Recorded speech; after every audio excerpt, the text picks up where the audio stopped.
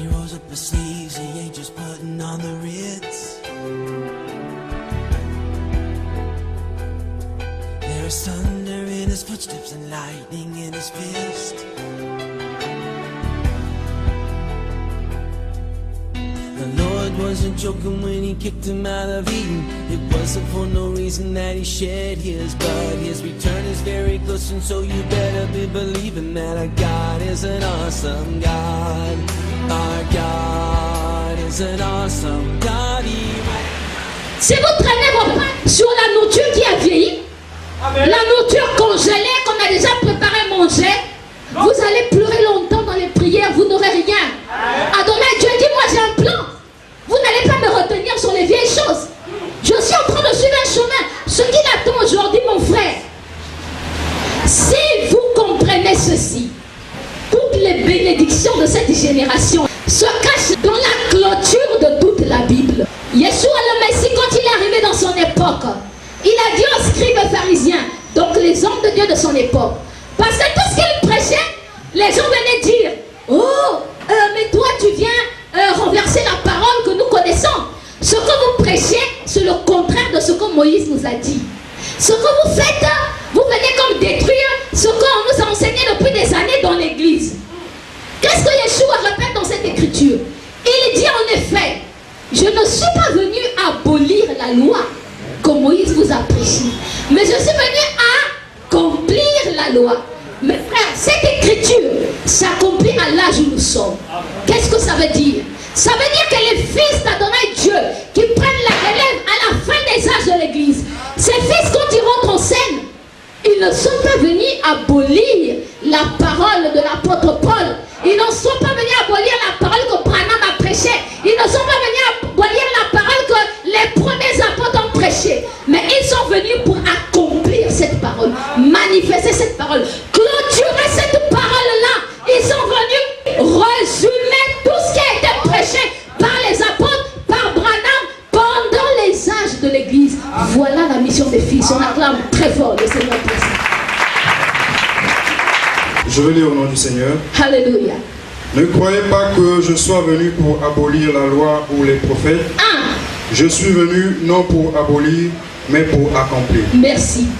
Yeshua, quand il est venu, il était la clôture de tout ce qui a été prêché dans l'ancienne alliance. Il était la manifestation. Le tout est accompli de la loi. Comment comprendre cela? Romains chapitre 10, le verset 4. Là, il est écrit noir sur blanc que Yeshua, le fils d'Adonai Dieu, est venu accomplir, clôturer toute la loi. Je lis au nom du Seigneur. Amen. Car Christ est la fin de la loi pour la justification de tous ceux qui croient. On acclame très fort le Seigneur pour ça. Yeshua est l'accomplissement de la loi. Qu'est-ce que ça veut dire l'accomplissement de la loi? L'accomplissement de la loi veut dire la clôture de la loi, la fermeture de la porte de la loi. Et les fils au dernier jour, quand ils rentrent en scène, ils viendront clôturer ça. Toute la parole qui a été prêchée pendant les âges de l'église, qui comprend ça. Ça veut dire que si tu es fils, si tu veux rentrer dans la pensée, dans la volonté d'Élohim au dernier jour, voilà ce que tu dois faire. Accomplir, clôturer, résumer tout ce qui a été prêché, tout ce qui t'a été enseigné pendant 2016 ans, manifester ça dans ton corps physique. C'est ça l'accomplissement du mystère d'Adonai Dieu. On acclame très fort le Seigneur pour ça. C'est terrible. Mes frères, certainement vous allez me dire que mais la nature en question d'Élohim, qu'on doit manifester, c'est quoi? Je vous ai parlé de ça un peu dimanche passé, mais ça a été coupé parce que je sentais une autre orientation. Je vais encore ajouter une pensée dans ce sens. Parce que l'Esprit vraiment voulait qu'on en parle. La nature divine des fils. Il dit c'est fondamental, c'est incroyable. Mes frères, ce que nous devons manifester au dernier jour, ce qui est la conclusion de toute la parole prêchée. En effet, depuis le commencement, quoi, Adonai Dieu enseigne la parole. On voit les prophètes, les pasteurs. Tout ce que les prophètes et les pasteurs enseignent, ce sont des semences qui se collent et à la fin vont reconstituer, vont former cette nature divine dans les hommes qui ont écouté l'évangile depuis 2016 ans. Ça veut donc dire que toute la Bible, comme je l'ai dit dimanche, que vous voyez là, cette Bible n'a qu'un seul objectif: imprimer la nature divine du Père en nous, imprimer la vie d'Élohim le Créateur dans l'homme. Quand vous allez de gauche à droite, il n'y a que cette pensée, cet objectif, quelle que soit la révélation ou sa forme. En effet, cette nature divine du Père, qui est cette parole, je vous ai dit dimanche, ça a été coupé en petits morceaux, ça a été coupé en détails. When it's saying, storm is over now, and I can see the sunshine beyond the clouds. I can feel heaven, yeah. Over me. Won't you come and set me free? Cette fameuse nature divine du Père là, qui doit être manifestée, qui est le fruit que nous devons apporter à la fin des âges. C'est quoi cette nature? En effet, comme je venais de le dire tout à l'heure, que Elohim le Créateur n'a pas un corps. Elohim le Créateur a porté un corps, porte souvent des corps selon des circonstances et dans un objectif précis. Elohim le Créateur, en effet, est un ensemble de principes. Elohim le Créateur est l'ensemble de 3 principes. Amen. Ces principes sont la justice, la sainteté et l'amour. Ces 3 principes forment Elohim le Créateur. Et ces 3 principes prennent souvent un corps et viennent sur la terre ou prennent une forme dans un but précis. Quand il veut accomplir quelque chose, une mission, ces 3 principes rentrent dans un corps, prennent une forme. Mais dans le fond, dans son essence, Elohim le Créateur se rejoint ces 3 principes. Si dans la Bible, vous voyez qu'on vous parle d'autres principes, comme la vérité, comme la bonté, ce sont les dérivés de ces 3 principes. Comme vous voyez la bonté, la miséricorde, ce sont les dérivés de l'amour.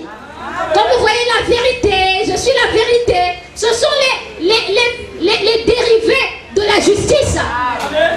Dans le fond, mes frères, Elohim le Créateur, que nous adorons le Père, tout ce qu'il a fait depuis le commencement des âges jusqu'à aujourd'hui, sa pensée principale, c'est qu'à la fin, les hommes manifestent cette nature-là. Que les hommes deviennent justes, saints, amour. Amen. Ces 3 principes sont plus que ce que nous pouvons imaginer. Parce que ce sont ces 3 principes-là qui ont le pouvoir de créer l'immortalité dans ton âme et ton esprit. L'éternité que vous entendez se cache dans ces 3 principes. Si ton corps veut vivre éternellement, il faut que ton corps mange la justice, l'amour et la sainteté. Si ton âme veut vivre éternellement, il faut que ton âme commence à manger la justice, la sainteté et l'amour. Si ton esprit veut vivre éternellement, il faut que ton esprit commence à manger la sainteté, la justice et l'amour.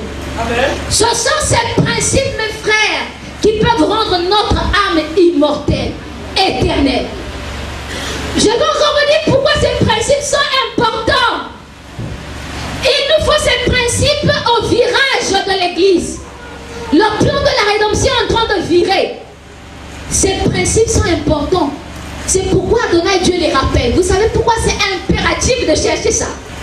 Parce que quand nous allons au virage là, nous approchons du jugement dernier. Amen, amen.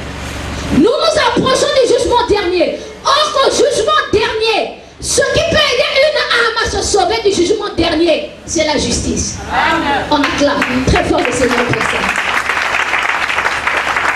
La justice nous aidera à traverser le jugement dernier. La justice aidera tous les hommes qui ont écouté la parole à affranchir, à rencontrer, à faire face au jugement dernier. Pourquoi? Parce qu'au jugement, il est question de chercher la justice dans les hommes. Au jugement, il est question de doser la justice dans les hommes. Quand on vient dans un jugement, donc dans la justice, qu'est-ce qu'on cherche? On veut doser le taux de justice qui est dans papa. Donc quand on dit le jugement dernier, c'est quoi? Les âmes iront au jugement dernier pour que Elohim, le Créateur, son équipe, mesure le degré de justice